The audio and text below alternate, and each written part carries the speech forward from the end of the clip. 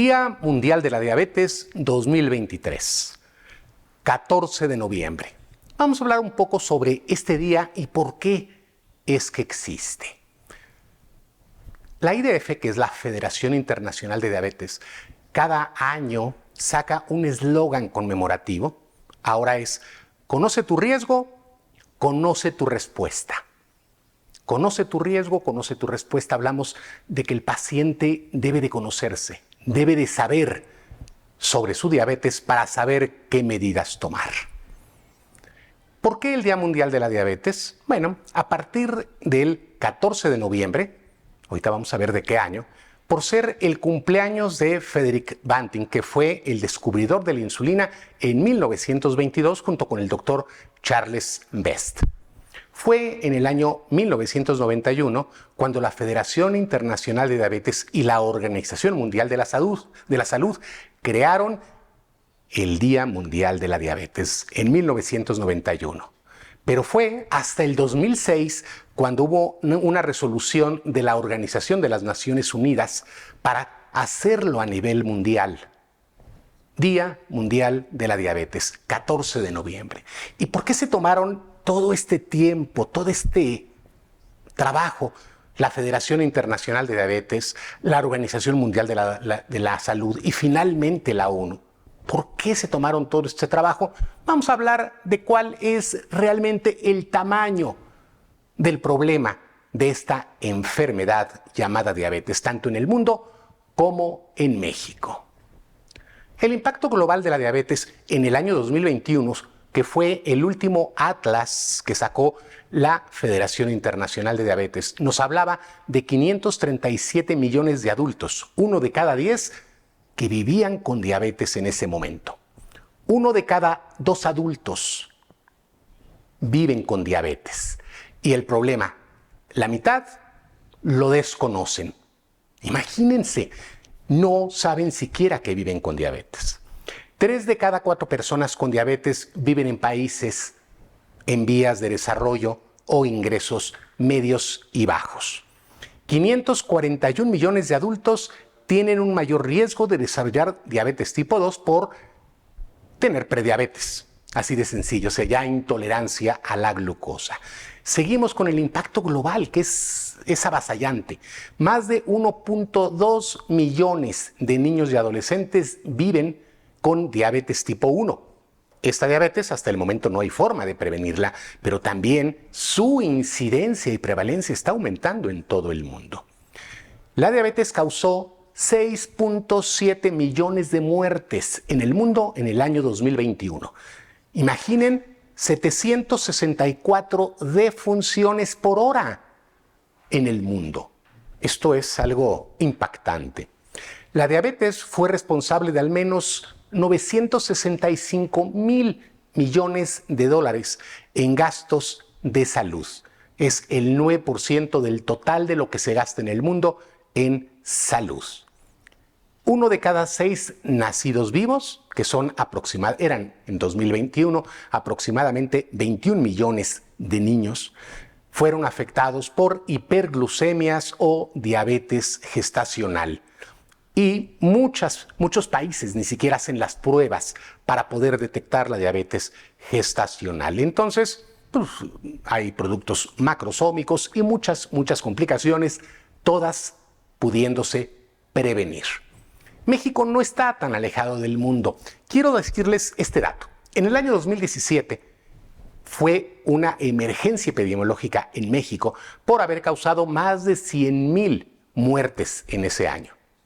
Pero en el año 2021 ya fueron 140,000 las defunciones. 13% del total de las defunciones en México.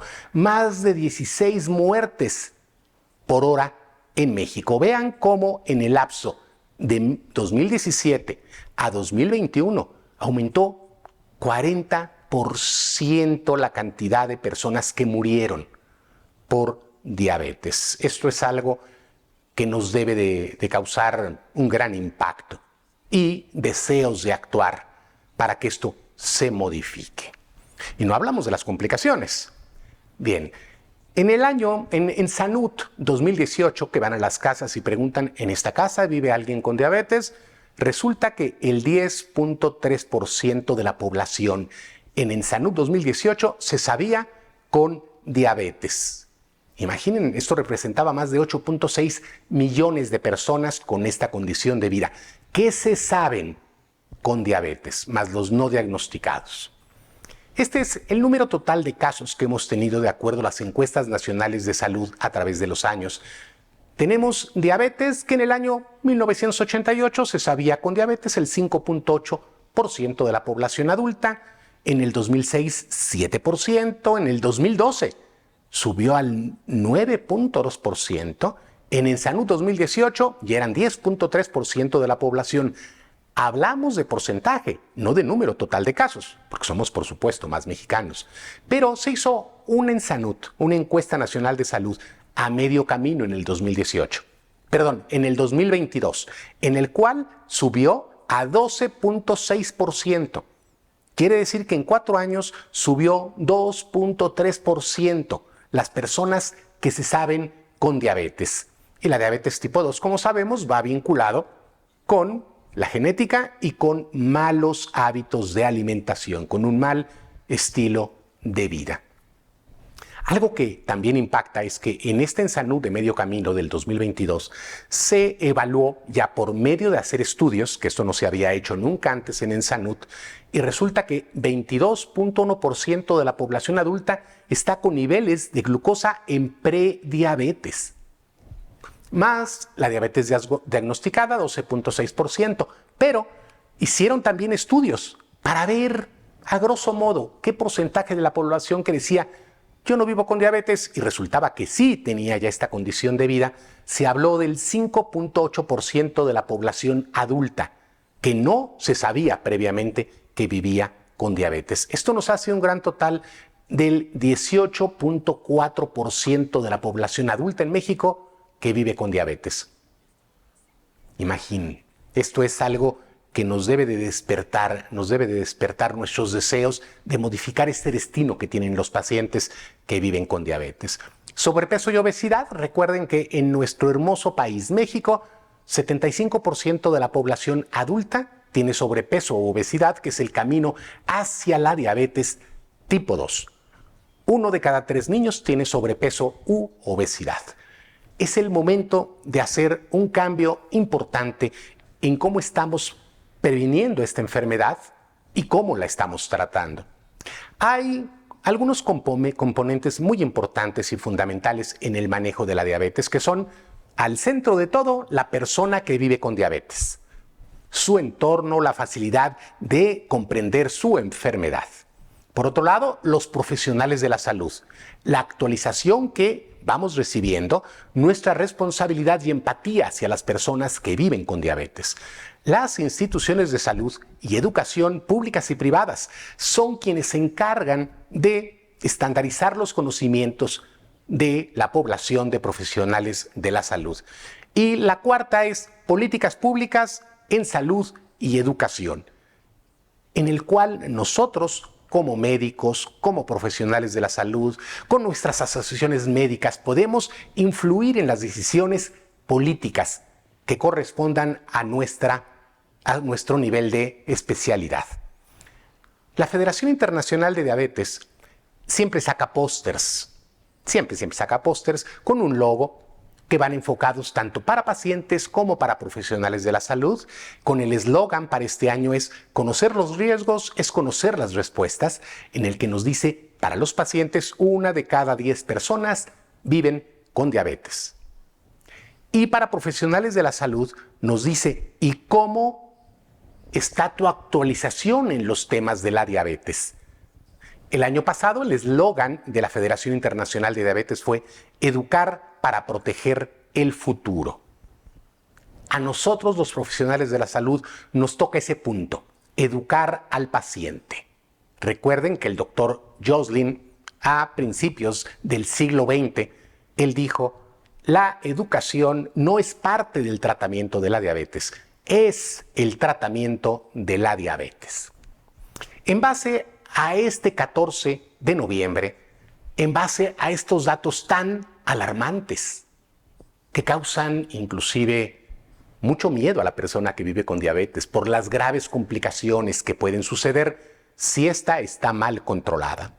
En base a eso, queremos decirle que en el Instituto Nacional de Educación Médica Continua, apoyados por Obedir Reeducación en Salud, tenemos el Diplomado de Educación Terapéutica en Diabetes. Y les comentamos, ahora tienen ya la oportunidad de agregar a su arsenal terapéutico la educación en diabetes. ¿Para qué? Para ayudar tanto a prevenirla como para que los pacientes tomen el control de su condición de vida, evitando o retrasando la presentación de complicaciones. Es importante podernos transformar, agregar a nuestra herramienta terapéutica la educación, porque ya vimos que el tratamiento tradicional para la diabetes no ha funcionado. En la educación en diabetes utilizamos los 7 comportamientos del autocuidado, que son de la asociación las generó lo que antes era la Asociación Norteamericana de Educadores en Diabetes, que ahora es la Asociación del Cuidado de la Diabetes y especialistas en educación. Esto es la parte fundamental de nuestro diplomado, en el cual todos nuestros egresados se van volviendo expertos. El paciente puede saber qué hacer. Ya se lo han dicho, come esto, toma tu nivel de glucosa, ejercítate. Pero si no actuamos con educación, el paciente no cambia su conducta. Es importante saber que el objetivo último de la educación es que el paciente mejore eso, conductas. Porque puedo saber, repito, qué hacer y no por eso lo hago. Comer lo adecuado. Hay que comer de manera consciente. Hay que aprender a autoevaluarse. El paciente es el responsable de tomar sus niveles de glucosa y saber qué hacer con ellos. El paciente puede caer en depresión o lo podemos ayudar a que tome su nivel. La diabetes no es ni el fin del mundo, ni es algo sin importancia. La actitud importa. Ayudar a que el paciente practique alguna actividad física. Puede llegar a ser un deportista de alto riesgo, pero de alto rendimiento, pero es importante que se mantenga activo, realizándolo con placer. Hay que disminuir riesgos, eso es lo más importante. Siempre es mejor prevenir. Hay que medicar responsablemente, quitar la idea errónea en diabetes tipo 2 de que los medicamentos nos van a hacer milagros. Como decimos, los milagros ocurren cuando se hacen bien las cosas. Por eso estos 7 comportamientos, que incluye también los retos cotidianos, qué hacer si me embarazo, en las fiestas, las bebidas alcohólicas y muchos etcéteras. En nuestro diplomado de educación terapéutica en diabetes entendemos que no se puede manejar de la misma manera una enfermedad aguda que una enfermedad crónico-degenerativa como es la obesidad. Por eso termino con decirles, en la diabetes la falta de educación es tan grave como la falta de insulina. Participemos todos este 14 de noviembre para concientizar a nuestros familiares, nuestros seres cercanos, a nuestros pacientes y antes que nada a nosotros mismos de la importancia de modificar la forma de prevenir y tratar la diabetes. Gracias.